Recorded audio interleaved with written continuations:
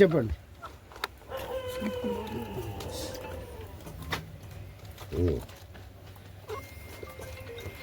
ఇలాంటి రోజు వస్తుందని ఊహించలేదండి. నిజంగా మీడియా మిత్రులకి, ముఖ్యంగా ఇద్దరు అన్నలకి నా క్షమాపణలు. మా నాన్న తరఫున, మా అన్న తరఫున నేను సారీ అడుగుతున్నాను. నేను నీ తమ్ముడు అనుకోండి, మీ వాడిని అనుకోండి, మీకు నీ తోడుంటాను. మీకు ఏదున్నా నాకు ఫోన్ చేసేదండి. నేను ఎప్పుడు ఒక్క కాల్ దూరంలోనే ఉంటాను. I will always be there to support you and your family. And I'm sorry, నా కోసం సపోర్ట్ చేసేదానికి వచ్చి మీకు ఇలా జరగడం నాకు చాలా బాధగా ఉంది. నా భార్య పేరు లాగుతున్నారు, 7 నెలల కూతురు పేరు లాగుతున్నారు.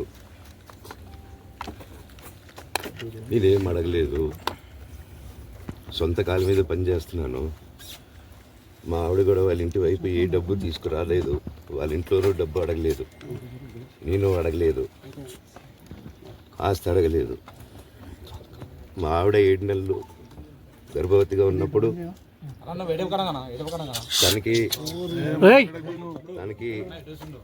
7 నెలలు ఉన్నప్పుడు మా అంకుల్ వాళ్ళు ప్రతి ఒక్కరూ 7 నెలలు కాదు 7 నెలలు తను ప్రెగ్నెంట్గా ఉన్నప్పుడు మా అంకుల్ విజయవాడలో ఉంటారు. అండ్ ఇక్కడ కొంతమంది అంకుల్ నాన్నగారు బాగా క్లోజు. మనోజ్, నువ్వు ఎన్నో సంవత్సరాలు ఇంటికి బయటగా ఉన్నావు, నీ సొంతంగా ఉన్నావు. మీ నాన్నగారు అమ్మగారు ఒకరే ఉన్నారు.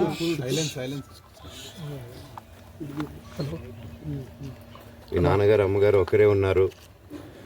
మీ అన్నయ్య ఏమో దుబాయ్కి షిఫ్ట్ అయిపోయాడు ఫ్యామిలీతో.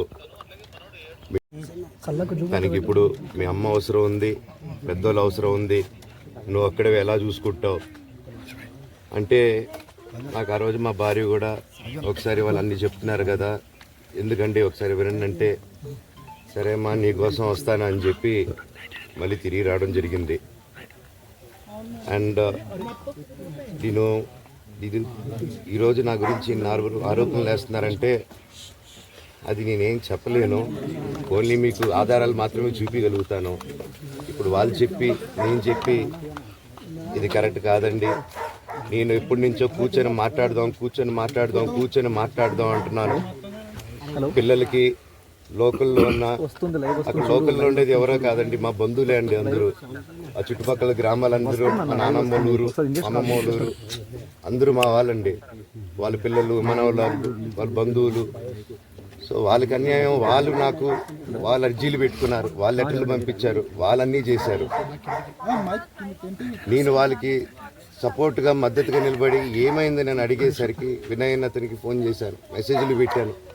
సార్ వాట్ ఈస్ హ్యాపెనింగ్, ఇంకా కావాలంటే కాళ్ళ మీద కూడా పడతానండి, ఈ ఇష్యూ క్లియర్ చేయండి, మాట్లాడుకుందాం అంటే చాలా దురుసుగా రిప్లైలు పెట్టారు. నేను ప్రతిదీ ఈరోజు సాయంత్రం 5:30కి ప్రెస్ మీట్ పెట్టి ఆగానండి, ఇంకా ఆగలేను. ఈరోజు ఈవినింగ్ ప్రతిదీ చెప్పేస్తాను. ఆ రోజు నేను పోలీసు సపోర్ట్ అడిగినప్పుడు స్టేషన్కి 100కి ఎందుకు ఫోన్ చేశాను, ఆ 100 దగ్గర నుంచి నేను పర్మిషన్ ఇస్తున్నాను, నాకు ప్రాబ్లం లేదు, మీరు ఒప్పుకుంటే మీరు మీ వల్ల అయితే 100లో నేను ఏం మాట్లాడానో మీరు తీసుకొని వినండి. ఆ రోజు ఆ హీట్ మూమెంట్లో జరిగిన మూమెంట్లో మాట్లాడాను. ఇంట్లో 10 బండ్లు ఉన్నాయి, అందరూ ఉన్నారు ఇంట్లో. మరి ఇన్ని బండ్లు ఉంటే ఇంట్లో ఎవరికైనా ఏదైనా అయితే కారుల్లో తీసుకెళ్తాం. ఆ రోజు 108 అంబులెన్స్ వచ్చింది మా ఇంటికి. ఈ విషయం ఎవరికైనా తెలుసా? పోలీసులు కూడా తెలుసు, అది ఎస్ఐ గారికి తెలుసు. అది బయటికి రాదు కానీ రికార్డులో ఉంటుంది కదండి, అది కనుక్కోండి సార్ 108 ఎందుకు వచ్చిందని.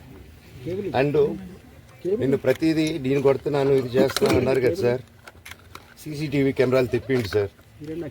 నేను కిరణ్ని, విజయ్ని ఇమ్మీడియట్గా తీసుకొని యాక్షన్ తీసుకోండి, వాళ్ళే దొంగతనం